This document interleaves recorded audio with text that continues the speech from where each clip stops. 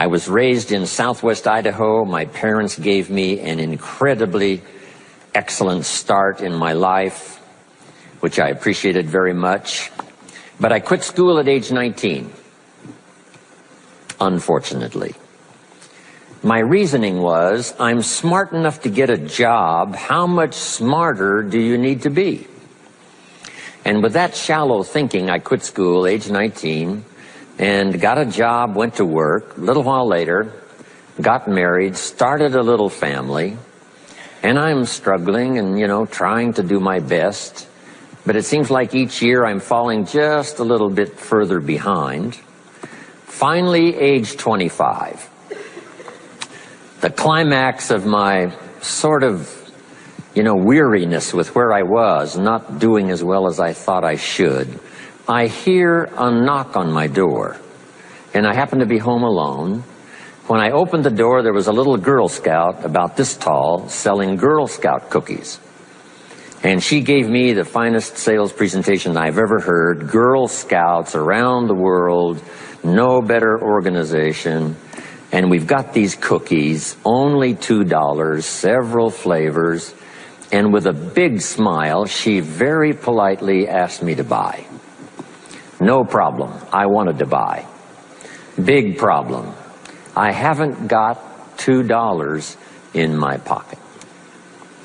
Now, I'm a grown man. I live in America. I've been to 1 year of college. I'm married. I've got a family. And I don't have $2 in my pocket. And I didn't want to tell her that. So I did what I thought was next best. I lied to her. I said, hey, look, I've already bought lots of Girl Scout cookies. I've still got plenty in the house that we haven't eaten yet. And she said, oh, that's wonderful. Thank you very much. And she leaves. When she leaves, I say to myself, I don't want to live like this anymore. I mean, how low can you get lying to a Girl Scout? I mean, that's about as low as you can go. But I promised myself that day I was going to start my search of finding opportunity, finding somebody who could teach me and coach me on doing much better for myself and for my family and for my future. And shortly after that, I met a most extraordinary man, very wealthy, but a friend of mine said, you've got to meet this man. He's rich, but he's easy to talk to. He's got a unique philosophy of business and life. And the more he told me about this man, the more I said, I've got to meet this guy. And shortly after that, I had a chance to meet him. Sure enough, when I met him, I was impressed. Obviously, he was rich, but he was friendly and easy to talk to. And I said to myself, if I could just get around someone like him, and if he would coach me, I would be willing to learn anything. I'd love to be like him.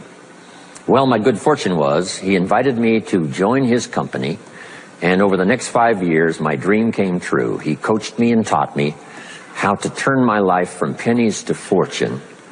And he's not alive anymore, but I'd like to pay tribute to him one more time, Mr. Earl Schoaf, for the dramatic impact he had on my life, especially during that 5-year period. And so my whole life turned around. I made my fortune by the time I was 32, starting at age 25. And some of the ideas that I want to share with you today came from that 5-year experience. Then from there, I got into lecturing and giving seminars, and I've written a few books, and my career now spans about 41 years. But I'll never forget the impact this gentleman had on my life with a few simple concepts that totally changed my life, changed my future, and changed everything. Jim Rohn's view of the 21st century. Here's number one: unprecedented opportunity. We not only have begun a new century, century 21, it's a new millennium. A millennium is a 1,000-year period. We've had 6 so far. This is the beginning of the 7th millennium, and some scholars tell us that this could very well be an extraordinary time for the human race, this 7th millennium. And there's probably a lot of good reason that that is probably true. Unprecedented opportunity. We've now got the technology We pick up a telephone now and talk to somebody on the other side of the world. Transportation now is so easy.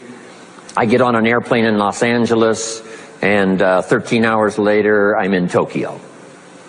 5 meals, 3 movies, and you're there. I mean, you know, it's a simple deal. Anyway, we've got technology, we've got transportation, we've got all the rest, right? So this is going to be a time of unprecedented opportunity in every field you can imagine, every industry, every country. It's going to be the greatest period of opportunity time in the history of the human race, the 21st century, especially these opening years of the 21st century. So that's number one, unprecedented opportunity. Now here's the second note to take. Now also keen competition, because we now play the world game. And it's not just competition across the street and company to company and, you know, division to division and, you know, company to company. Now it's worldwide competition. A job now becomes available. Does it go to someone in Minnesota or someone in India? Worldwide competition. So now you've got to be ready to cash in on the opportunity, but you've also got to be ready for the competition. So I've got some interesting ideas on how to be prepared for both opportunity and competition in these opening years of the 21st century. Here's some of my best advice. Number one, you've got to have more than one skill. It's okay to have one skill, but I'm telling you, if you want economic safety for the future, especially this century, my personal opinion, you need more than one skill. We've seen people, right, the last 15, 20 years that only had one skill, worked for this company for a long time. The division the guy worked for got chopped, eliminated. Now he loses his job. Now he tells us he's in economic distress. Why would that be? Simple answer. He only had one skill. So for economic safety for the future, my personal advice, you gotta have more than one skill. In fact, it led me to my first fortune, and that was learning more than one skill. I started learning these extra skills in Idaho, where I grew up. I knew how to milk cows, but it didn't pay very well. Then someone gave me this incredible advice. If you want to lay the foundation for a future fortune, you've got to learn more than one skill. And I started that process age 25. Here's the first one, and I started part-time, a little sales job that I got. A product that I believed in, learned how to present it well enough for somebody to say yes, gave excellent service so that that would lead to multiple sales, and this little extra part-time job in sales absolutely started multiplying my income.